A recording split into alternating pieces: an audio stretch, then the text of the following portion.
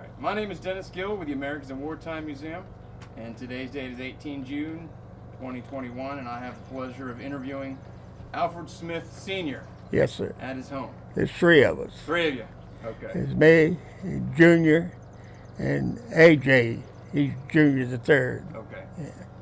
If you could just tell us a little bit about yourself, sir. Where were you born? Where'd you grow up? That I was, kind of thing. I was born in Washington, D.C., and I was raised there in Sterling, Virginia. What war or campaign did you participate in? The Korean War. Korean War. And what branch of the service were you in? Infantry. That's the Army? Yes, sir. Okay. You have any other family members that are military? Sir? Any other family members that served in the military? Junior, Okay. my oldest son, he served in the military. He was in Korea too, but wasn't doing the war. Okay. So what made you join the military? Get away from the farm. Get away from the farm? Oh, my dad was upset like hell with me over that. That's the reason I didn't have no education, because I didn't go to school.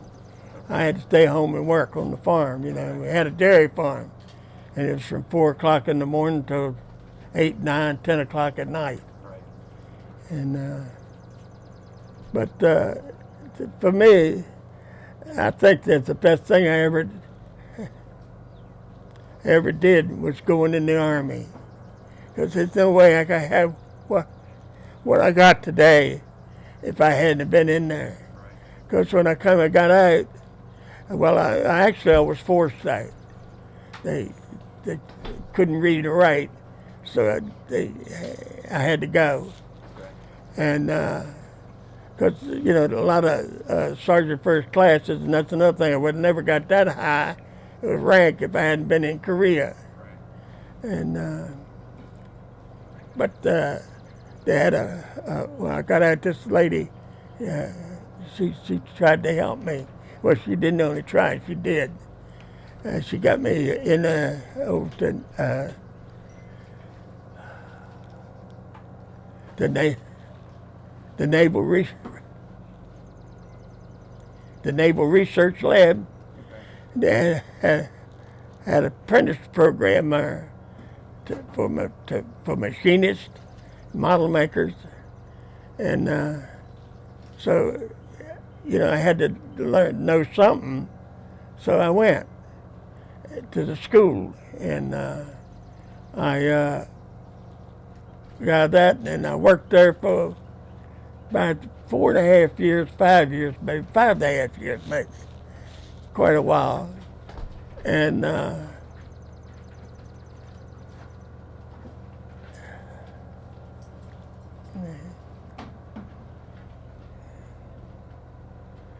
get that breath, I can't talk. Take your time. Yeah, I have to. It takes care of it for me. But anyhow, I worked there, I guess it's 5.5 years. And if you wasn't a Catholic or a Mason, you didn't get nowhere there. And so I started checking around, trying to find another job, but I had to stay in the government to keep my retirement. So I ran into this friend of mine. He worked for the post office. He said, well, come over to the post office. I said, they're hiring veterans. I said, well, I can't carry no damn mail because I can't read. Oh, he said, no. I said, they got a machine shop there.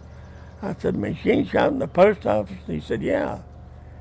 So I went over, and like the good Lord was looking after me again, the guy that interviewed me was, he had relatives in Sterling, Virginia.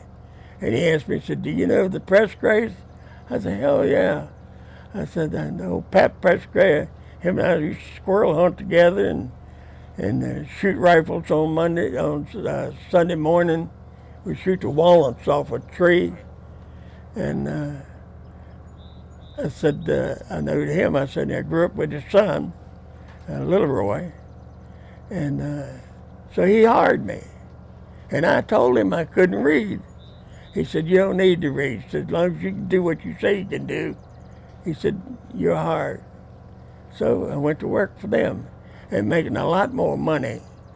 I left the Navy to there and made, I think, damn near twice as much. And of course, it was a good move for me. And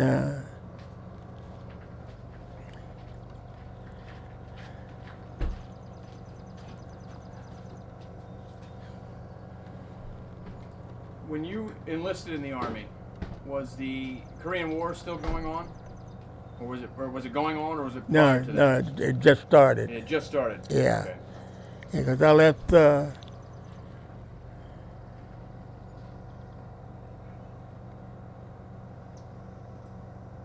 Camp Breckenridge. That's where I took my basic training at. And when I left there, I went to Korea because I volunteered to go. So you knew when you enlisted that you were going to have to go to Korea? Oh, yeah. You knew. Yeah, that didn't bother me at all. I don't know why, but it didn't. Right. My dad was a little upset over it, but and my mother, she'd already died, and she died of heart trouble. She was only 46, and did you know much about what was going on in Korea at the time? no, Just there was some kind of war going on? yeah, and but we went to Japan first, on the ship, and then we left Japan on the ship again, and went into Busan, Korea, and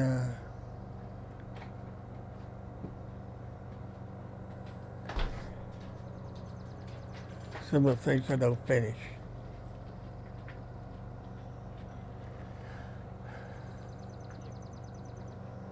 But I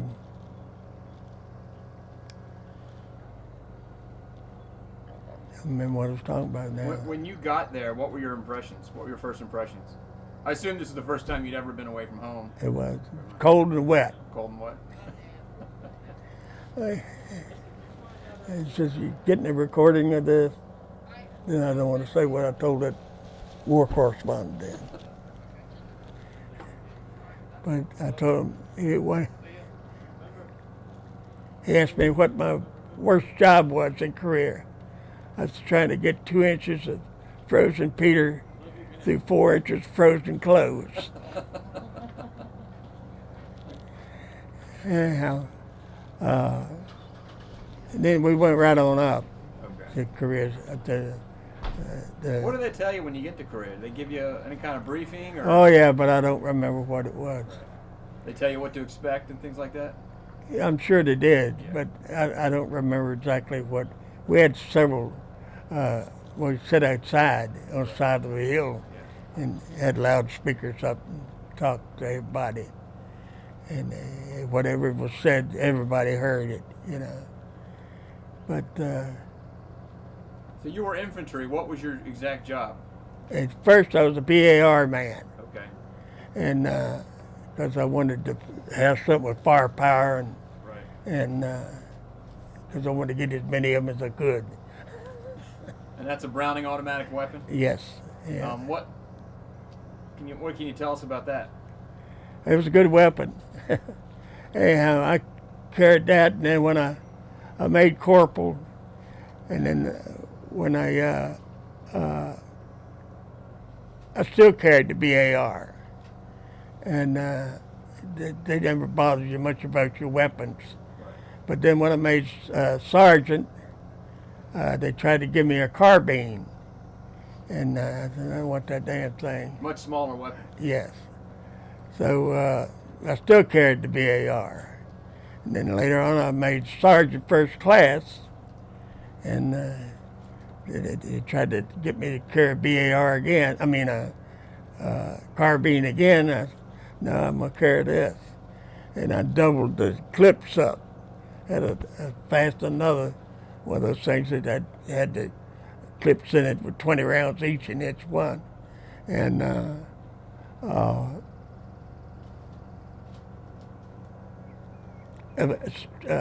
fastened to the other one, so I had double the amount of ammunition on me. And I carried the BAR then too. And a lot of times you had what we called a point man, Well, I never had one. I was always the point man You were the point man. because I wanted to see exactly what was going on. And then I could direct my people, they behind me watching me. I'd motion that way, for them to some of them to go that way or to go this way. And I was kind of an observer and a leader at the same time, too. And it worked out good for us. So you're the leader of this of a A squad? platoon. A platoon? But well, no. Yeah, I was the first. And then I think the master sergeant went home. I think he had enough points or so, or maybe he got wounded. I don't remember now exactly what happened to him. But then they made me the platoon sergeant. It's probably something in there about that. I don't know. I try to keep all them papers. But normally, if you're the leader, you're not in the front. Right. Normally, you'd be behind. Right. You decided you wanted to be in the front. I was always in front. And because I didn't want to tell somebody to go do something that I wouldn't do. And that was the main reason. Main reason I did that. Because I didn't want to tell none of my men to do something that I wouldn't do. I imagine that is the BAR. It's heavy. Carrying that thing around. Yeah. But them days I weighed about 220 pounds, something like that, and I was strong as an ox. And you're a farm boy, you ain't no slouch. And when I was a little growing up, I said I always wanted to be big enough and ugly enough so nobody would fuck with me. But anyhow, that's where I was at when I left and came back to the States. Tell us about your first time in combat. The first time somebody's shooting at you.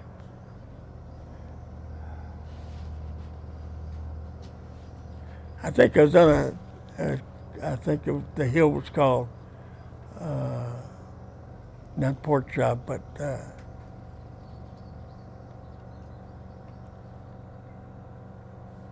I don't remember what that hill was called. It was an outpost. Okay. And we was out there, and we got attacked a couple of times. And next morning, they had concertina wire all the way around the just over the hill from where we was there, positions was, and we was all dug in. And it was already dug in when we moved in there. And that was the first time. And then the second time, they had things a little better. Had what they call the A bunker, and they was pretty nice.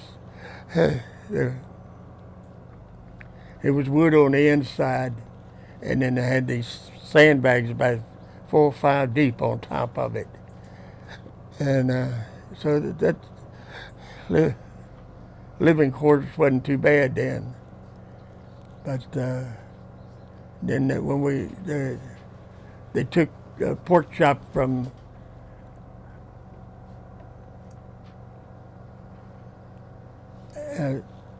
Able Company was there, out there.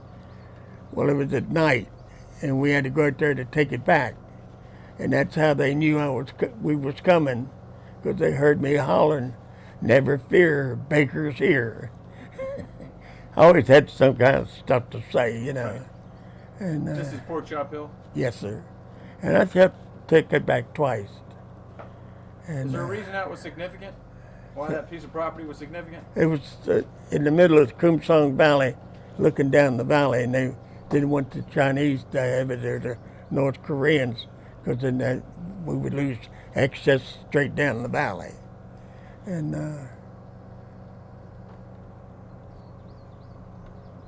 there was another hill pretty close to us, because I used to shoot at them.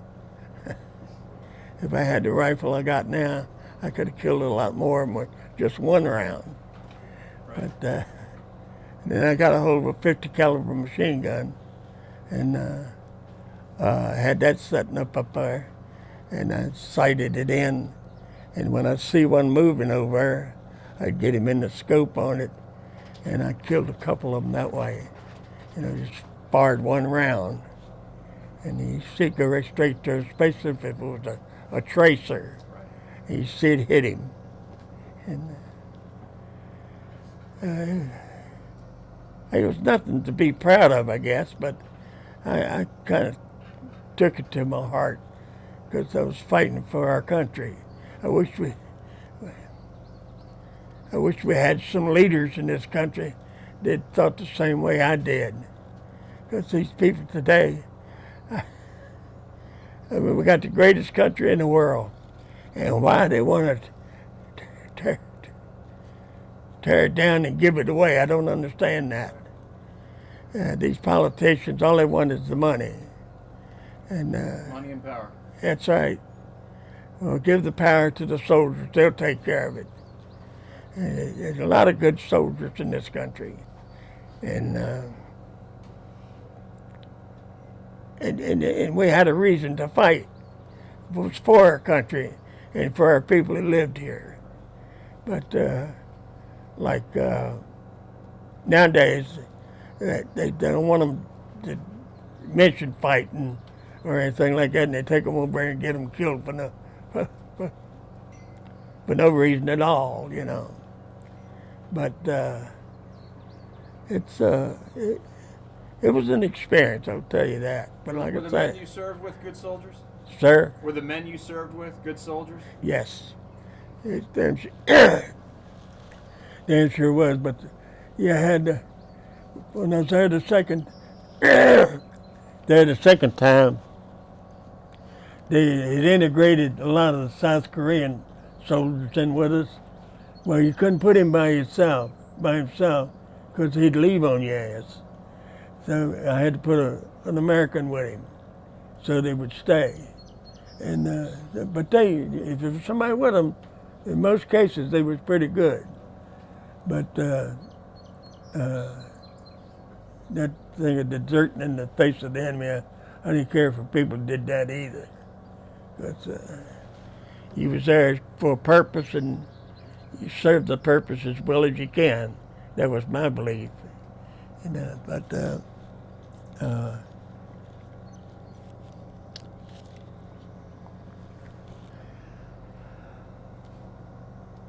How long were you in Korea?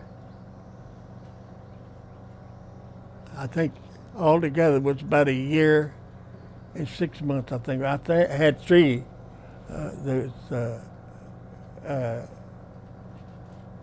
Hash marks or whatever you call them.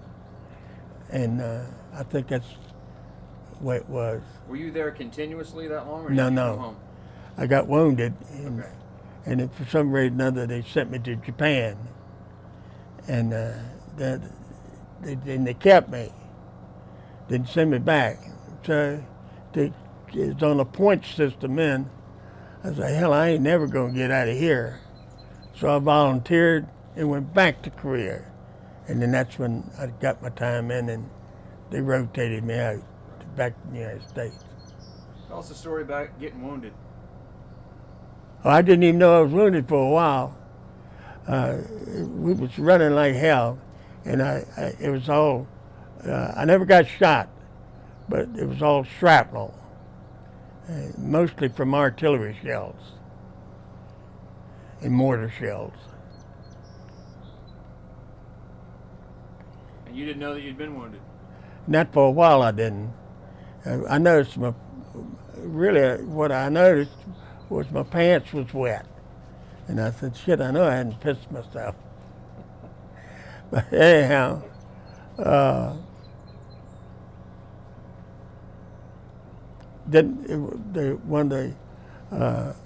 think the lieutenant said, let me see. So they took a knife and cut my pants up. He said, you got to go to a medic. So I said, I'll be all right. And of course, I had 3 places in this leg. That's when you got your Silver Star, right? I think so, yeah. Because you were wounded and then continued to fight. Yes. And was wounded a second time. Now, the second time was when I was there the second time. No, I'm saying during that battle you were wounded twice. I believe I was. You were laying fire, according to your paperwork. Oh, okay, yeah. Because I got a couple pieces of shrapnel on this leg too. But the main thing was, it was in a bunker. It had machine guns in it, and we got a direct hit. And the bunkers was made out of wood on the inside, and it blowed a hole, and then it piece of wood hit me back of the head, and that's what fucked up my hearing, and fractured my skull down at the base of my head. And that's when I finally wound up. They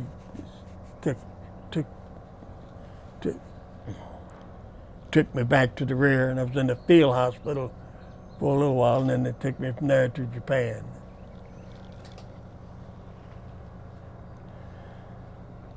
Can I read this to you? And you Yeah. kind of give me your thoughts on this? Yeah, This is, I guess, is this your citation yeah. for the Silver Star?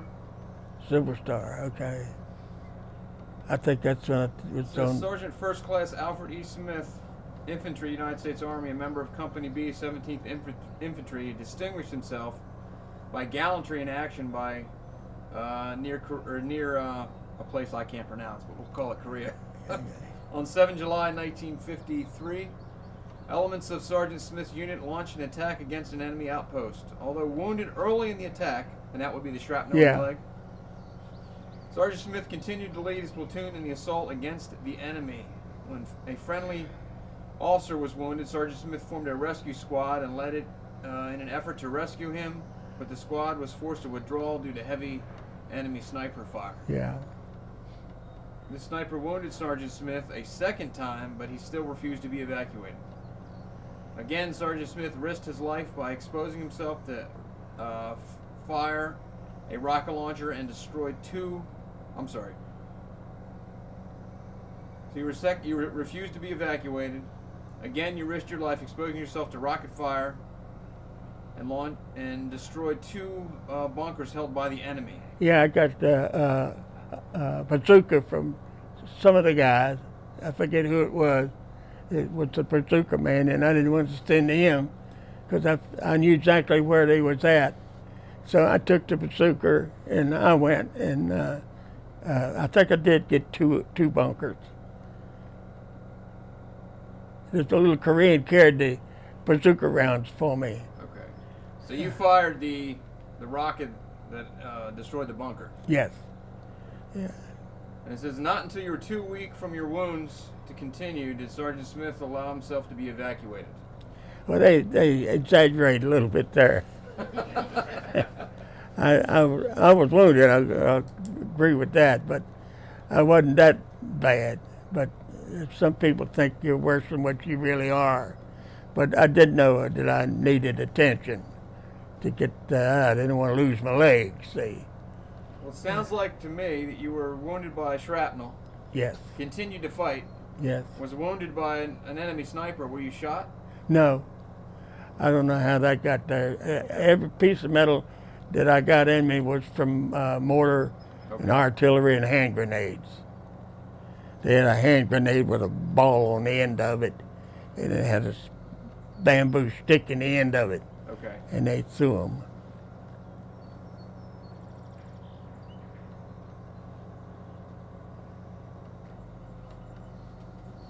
So you remember that incident pretty well? Fairly well, yeah. Like parts of, if somebody was here and they was there with me and they said something about it, then I would probably remember it again. But when Was that the most intense fight you were ever in? taking pork chop back, Taking pork chop was? yeah, that was the most intensive fire I was ever in. And How long did that take? How long was the battle? 2 days, I think it was. 2 days. I mean, we was out there longer than that, but we had to get it rebuilt back up. We had a tank come up. The old M4 tanks had a 105 howitzer on them, and they bulldozed a hole out in the top of the mountain, and pulled the tank up there so they could get direct shots at whatever they were shooting at out there.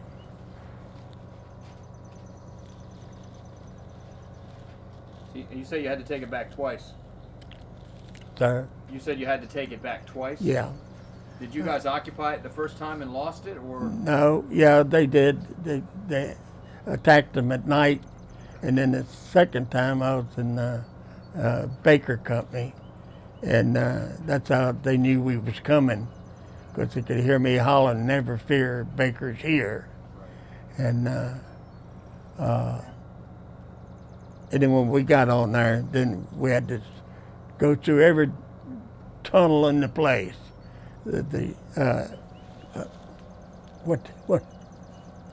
What they did was, it was in the winter time, and it was like a map up on top. You could see all these tunnels because it was drier because of the heat underneath of it. And they put, I guess they call them satchel, that's what we call them, satchel charges. And it blowed holes in the tunnels, and that's how they got in, through them holes in the tunnels.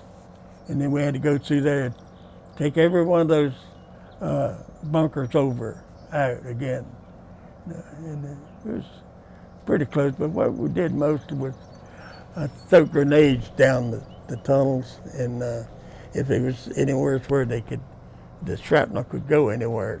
Of course, the tunnel's only that wide, and wide enough to carry a machine gun down it, and AR or whatever. But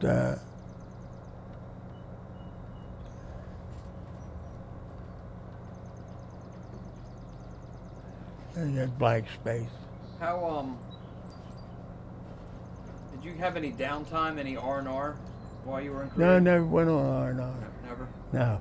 Any downtime? Were you able to do anything? Well, we had what they call fall back in reserve, and that was back behind the MLR, and they had tents set up on right against the mountains, and you trained up. You trained the whole time you was back there, and so it wasn't really a downtime, but you wasn't actually fighting, you know. When you would go out to fight, how long would you be gone before you'd come back? The what? When you went out to fight, Yeah. how long were you out there before you came back? To take a break, I guess, or train.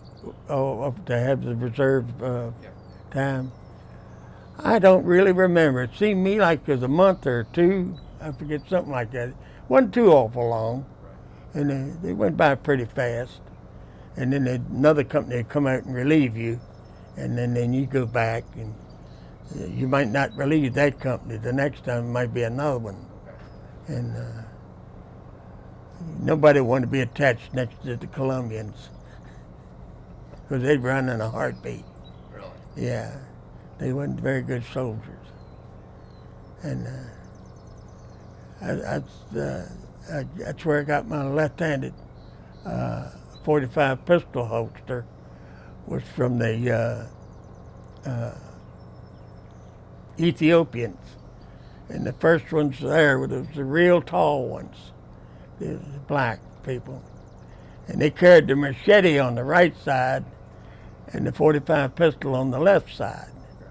And I wanted one of them because I'm partially left-handed. I shoot left-handed. And I always wanted one of them holsters, and that's how I got the one I had. And when I left Korea, I gave it to a lieutenant because he was left-handed. I can't remember his name today. And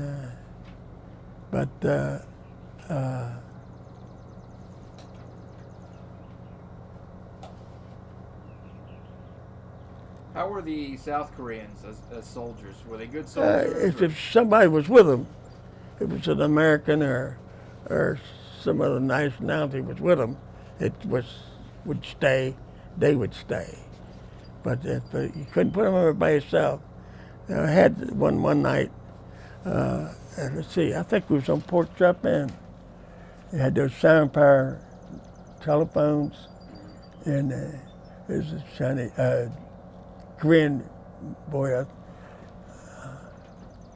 They used to tease him all the time. He was a hell of a good kid. I can't remember his name right. Kim DeCaw. And he said, Sergeant Smith said, Chinese, many, many have a yes. And so I just took off down the tunnel to go down to where he was at. And because they had these fingers running off the hill, and we had machine guns set up at all of them. So, of course, I went down there, and we did. We had plenty of Chinese. And that was, somebody, some soldier took some pictures, but I never did get none of them. It was the Chinese laying in the wire where they'd been shot, and with thermite grenades and white phosphorus grenades, and set a fire, and it burned a lot of them up. And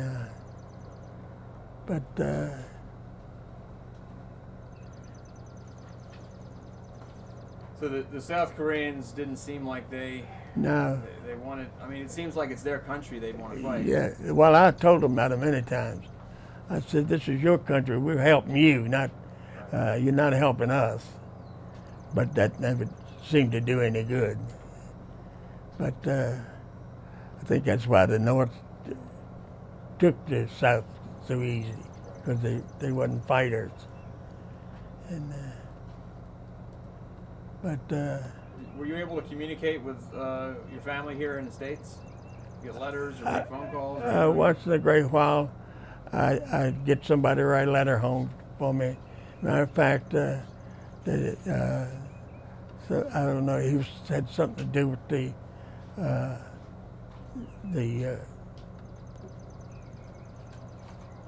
preachers out there.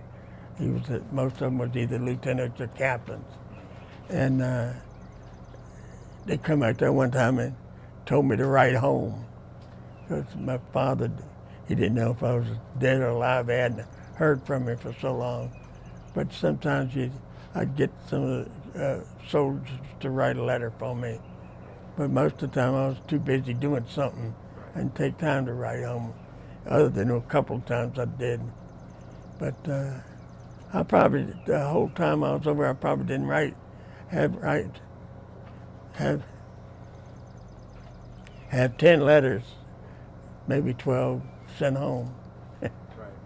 Because, like I say, when you can't read or write, you're screwed. And, well, you're really screwed today.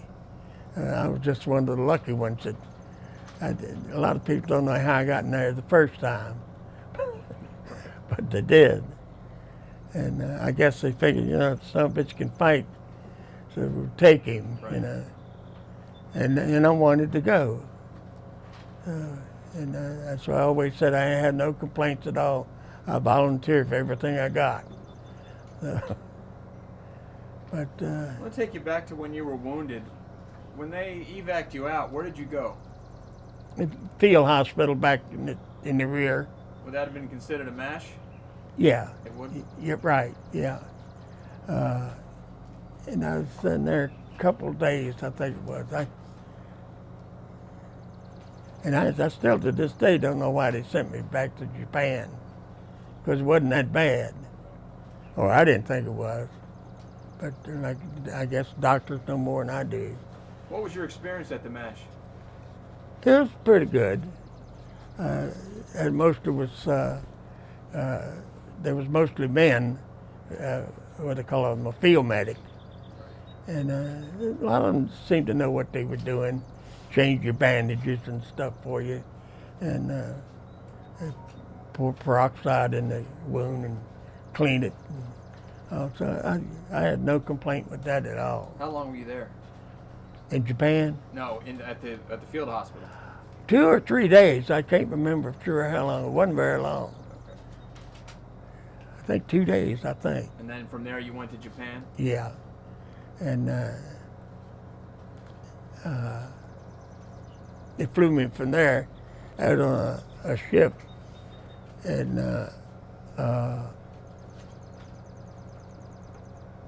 I guess it was like a hospital ship.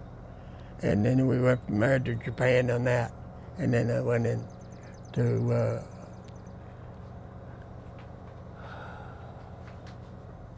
I got put in that company. I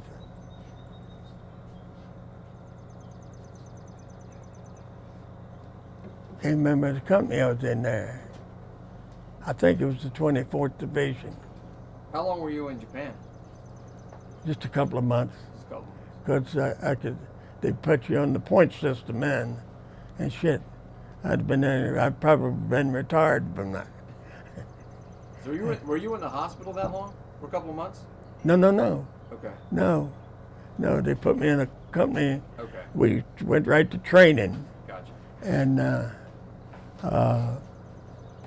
they had the valley over in Japan is called Ojojahara. Okay. That's where we trained at a lot out there, and they put up telephone poles real high. The Japanese did that, and some of them were still there. So when the gliders came in, this was during the Second World War, that they would hit them poles and tear the glider up. And that's how I know that is, because they told me that's what they was for. And but like I said, to get out of there, get my points in, I had to go back to Korea. Well, I didn't have to, but I did. And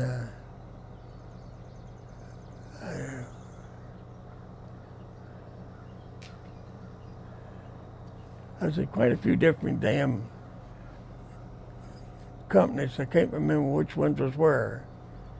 The 7th Division, I was in Korea, and the 40th Division, I was in Korea.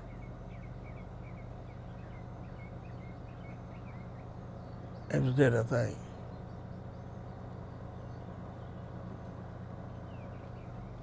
So I'm reading another statement here. It says on 15 June 1953, one of the outguard positions of Company B, 17th Infantry Regiment, was attacked by a numerical superior force and were forced to withdraw to the company's positions on the outpost. Once you got there, you realized that you were missing somebody, Yeah, and you formed a rescue mission yeah. and went after him. The Korean boy got Right. shot. Yeah, and I fought a delaying action back. I had the BAR, and I carried this Korean, because he only weighed probably about 150 pounds, something like that. I had him over my shoulder, and I had my BAR, and I'd go run a ways and stop, and if I could hear or see some movement, I'd just spray the whole area, and then I'd run back some more, and till I got back to the MLR, and of course we had all kinds of support there. Right. But So you carried him out? yeah, He was wounded? yeah, and I found out later he made it. He didn't die. So that was a good thing for him.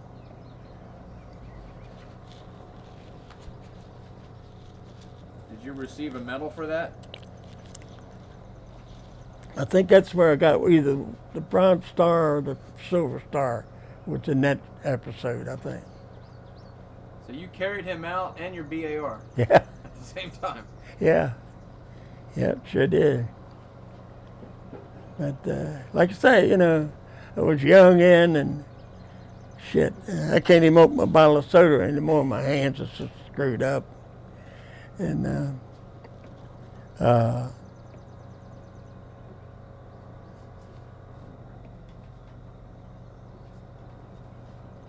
yeah, I lost it again. It looks like the Bronze Star you were awarded for that. Yeah, okay.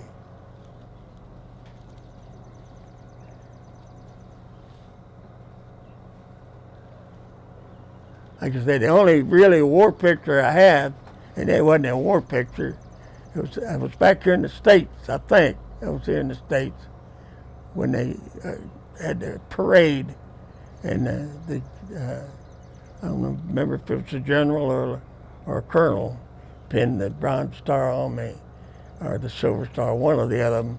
I have a picture, and that's the only picture I really have of anything to do with the war. And I got it somewhere, we can't find it.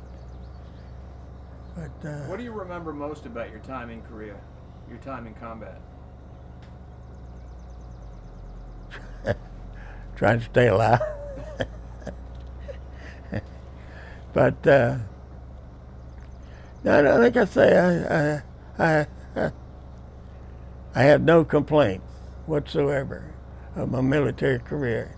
Like I say, and I've told a lot of kids that I wouldn't have what I got today if I hadn't have been in the Army, because I couldn't have got the schooling that I got when I got back as a machinist. And after that, I went to work for the Navy, and I helped build stuff that went up on the moon, and working for the Navy. And then in the post office, of course, I made letter sorting machines, and they one down in Florida. They had these drop boxes for this handicap area down there. We had a lot of handicapped people, and they could roll their wheelchairs up there, put a package in it. Well, they caught him, but I don't remember what they did with something. But he was get in that box, somebody would dump him in there, and he'd get these packages and dump them back out. And so they wanted a system set up so they couldn't do that. And this guy, I think he was 6 foot tall, but he didn't weigh too much.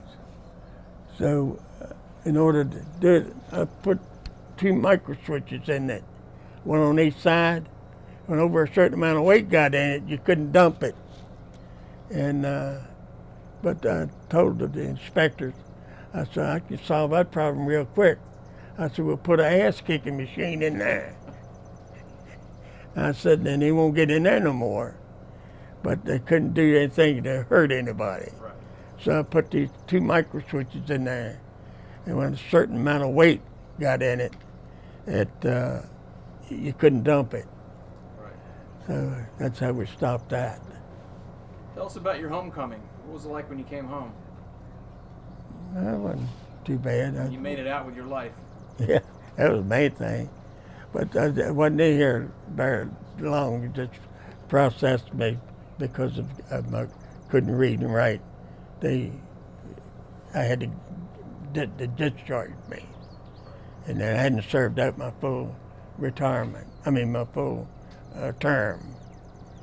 But by having been able to go to school and learn how to make stuff, well, I was already pretty knowledgeable on that.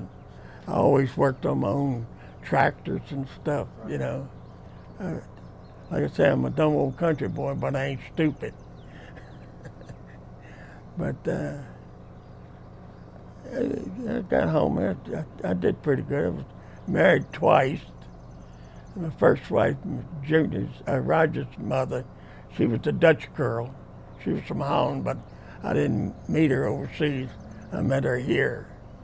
Her brother-in-law worked with me at the Naval Research Lab.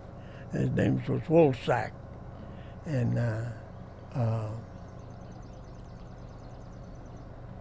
then later on, I got married again, and then that's when I had the 2 girls. And their mother was from Alabama. But then she left too. So. You said earlier that when you'd done some work for the Navy, and you'd done some work for, I guess, some equipment that went onto the moon? Yeah. What was that? The lunar camera, I made some of the parts that went on the lunar camera that went on the moon. Okay. And one person didn't make the whole thing. And then the rocket that went up and took pictures of Comet Kohoutek. I don't know if you remember that or not. I do not.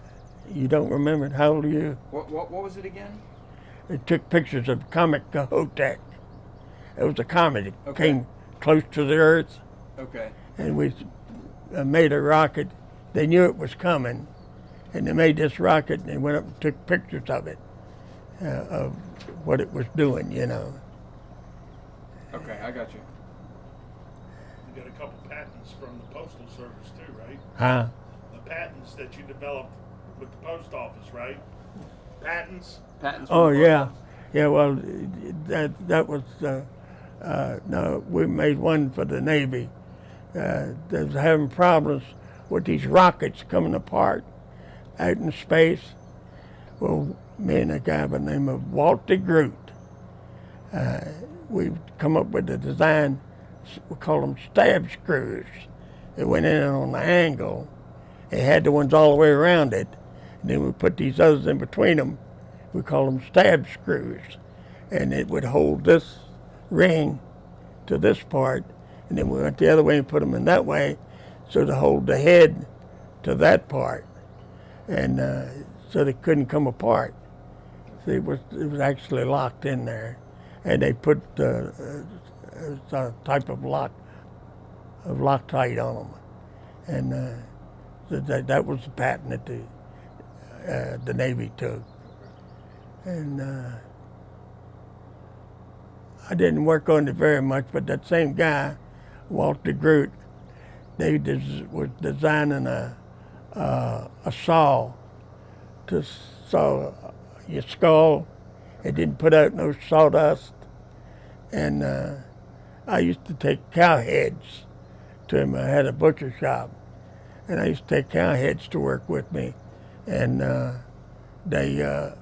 he practiced on making that saw to cut that skull without any sawdust being from it. And he designed that. But I helped him on it, you know.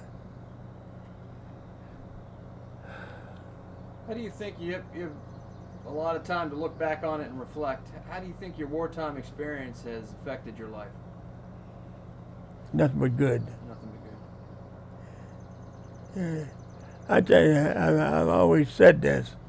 Every kid, when he gets out of high school, should have to serve 3 years in the Army. I think it makes them a better person. And at least they'll get the knowledge of being courteous and respect for other people. So you volunteered to go. You have no regrets. No, sir. No.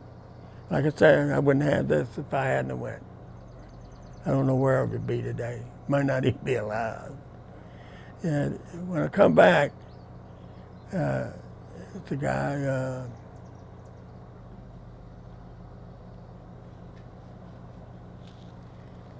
can't think of his name right now, but he worked for the government. And I was trying to find out how I could get in the French Foreign Legion. And he told me, he said, don't do it. He said, because a lot of times back those days, if you left the country, then you couldn't get your citizenship back. That was years ago. I think now you can do anything to get back. But that's the reason I didn't get to go into that. And of course, I had a good job too, working for the Navy and the post office. I was still working for the Navy when I was trying to do that, because you couldn't get no words there if you wasn't a Catholic or a Mason. I mean, nothing wrong with them, don't get me wrong, but they had a clique. It's like the damn politicians today. They got a clique and Not part of it. it is, and you know they don't even respect the people that voted some boogers in there, you know, and like this guy Biden. I tell you what, like I say, I'm a dumb old country boy, but I ain't stupid. But that son of a booger is stupid. He is. Why you want to give away everything? I'm a firm. I believe in helping people. Don't get me wrong, but I always said charity begins at home. You know, we got people at home that needs help, And half the time they give money to those people over there, and they buy weapons with it to fight us with. And they give it to them all the time. I mean, I don't think it takes a genius to figure that out. You know, so I can't figure out how they can come up with that many damn stupid people. It's Is there anything that we haven't talked about that you want to talk about, or anything you remember you didn't mention earlier? I can't remember nothing really. It was a long time ago, I know. Yeah. In the wintertime over there, you told Guy's story about what you would do to help your men keep their feet warm and stay warm in the winter. Do you remember talking about that? No. No. You remember that? Yeah, he used to tell me, Big Al, that you used to always keep a pair of socks inside your clothing to keep. Oh yeah, we did that. Yeah. And then you keep Yeah. plastic Keep underneath. a pair it, of keep it- socks, extra socks in your jacket, and then your feet got wet, you change your socks, and you can't see it anymore, I don't think, but they're all about gone now. But it's probably because it swelled up so bad. But see this brown stuff, Yes. that comes from frostbite. And I never seen but one doctor in the States that knew what that was. And I can't remember his name right now. But he asked me one day, he said, was you in Korea? I said, yeah. I said, how you know? He said, you had feet frostbite. I said, yeah, I did. And he was the only one that knew what those brown splotches was. And, Was but, that a big challenge while you were there, staying warm? sir, Was that one of the big challenges you had That was while you were there? part of it, Getting yeah. shot was staying warm? yeah, that's right. But it wasn't too bad. You get wrapped up in them sleeping bags, and they had them down sleeping bags. Now, the first, who the hell's that? Huh? Allison. Oh, Allie. Anyhow, I don't know what I was talking about now. About the sleeping bags? Oh yeah, they had the summer sleeping bags. They had a wool liner inside of it, with like a light canvas seal over the outside of it. Then they give you a couple of army wool blankets to cover up with that, and it wasn't too bad. I mean, it wasn't like getting in that down blanket sleeping bag. You got in that, and you had to put about as many underneath of you as you did on top, because the ground was frozen and the cold would come right up through it, you know. And you had to put something over top, so any heat you did have, you couldn't get out, like a poncho or something that the heat couldn't go through. And that helped keep it to your body. And it wasn't too bad. So you were sleeping directly on the ground? In some places, yeah. In some places we had bunkers, and they had them air mattresses. Well, the best time I've seen the air mattress was used for was in the springtime, when they were filled up with water. You could use it to float back inside with.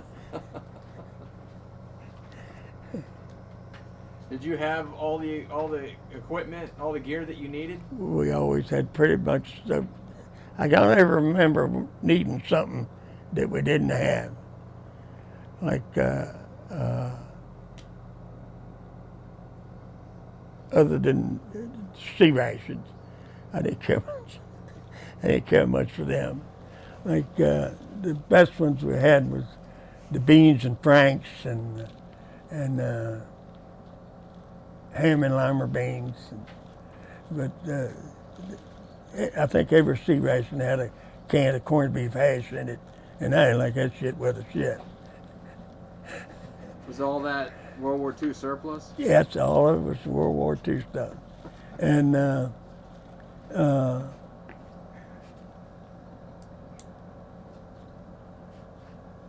I'd be sorting out the rations for everybody, and I would put the corned beef hash in the Koreans' soldiers' box.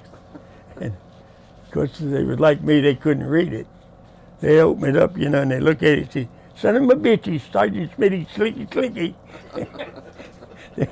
They knew what I did.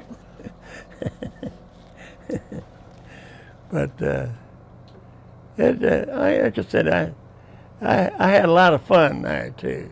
I mean, I don't ever remember having a time where the stress was so bad that I couldn't handle it. And I think that was mainly from being a country boy. Because there was a guy from Kentucky, the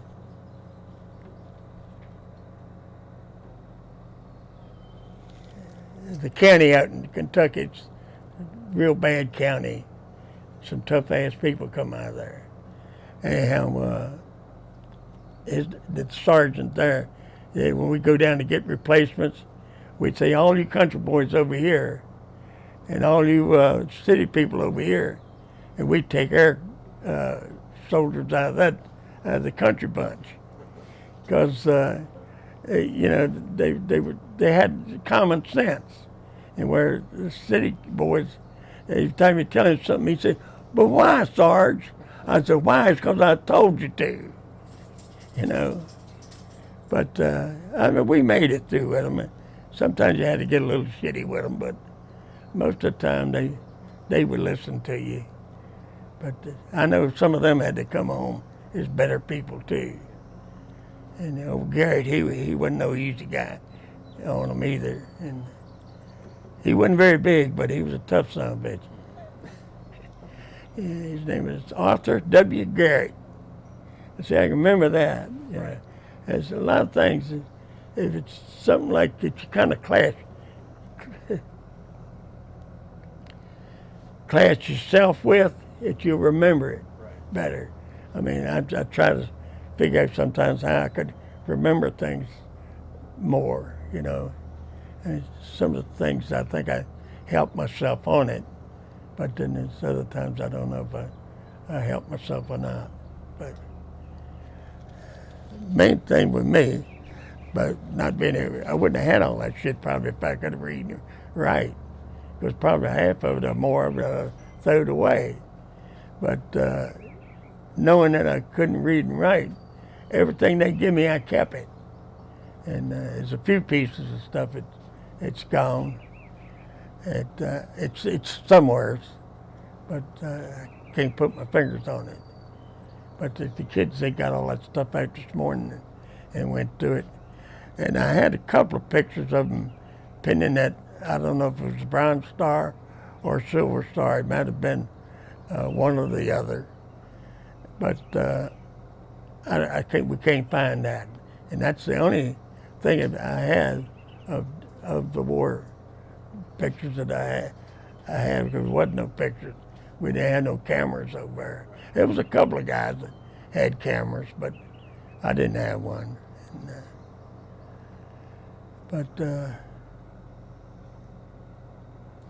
one of the reasons we do this is so we can capture stories like yours and preserve them. Yeah, that's when what. you're gone, other people will be able to know what you did. Yeah, that's what Roger said. What is something you want to tell somebody who might watch this video in 50 years? In 50 years, What message you want to send them? the message to me is keep your head on straight and be kind and courteous to everybody, and be helpful. And another thing, it's three things I can't stand. That's a liar, a coward, and a thief. I can't stand either one of the three. And, well, actually, I put one more to it, too. It's laziness. It's people, you know, what?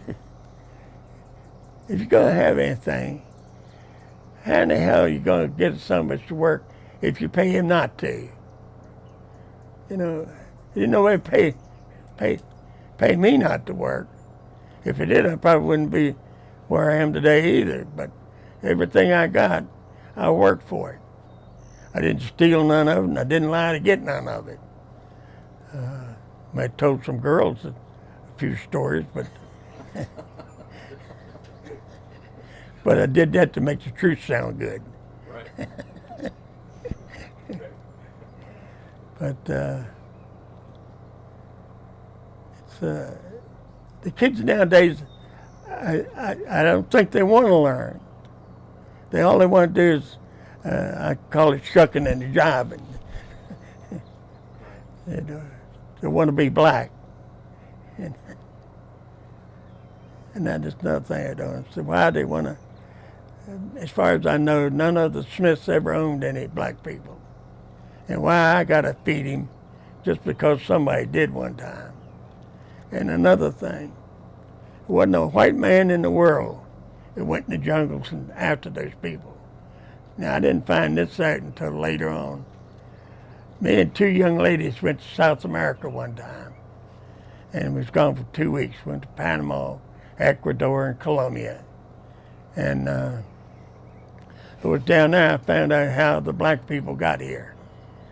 The Spaniards, the Dutch, and the French, they traded pots and pans and stuff like that to the pygmies, the little ones. I don't know if you ever heard about the pygmies or not. Well, and that's how they got the name of spear chuckers, because they got behind the big ones and chucked them to the shore with the spears and traded them for pots and pans so they could cook more big ones. But see, a lot of people don't know that, because they Isn't taught anymore. don't teach that in school. Right. They want to teach history the way it happened. You know, and tearing statues down there. That man was a hero. All the ones even if he was a South or a Northerner, I don't care which it was. At the time, they was fighting for a purpose. And but nowadays, they want you to believe something else. You know, they don't want you to know what really happened.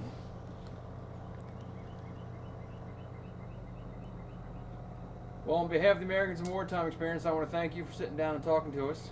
It was an absolute pleasure to hear your story. I appreciate talking to you, sir. And I want to thank you for your service. Thank you, sir.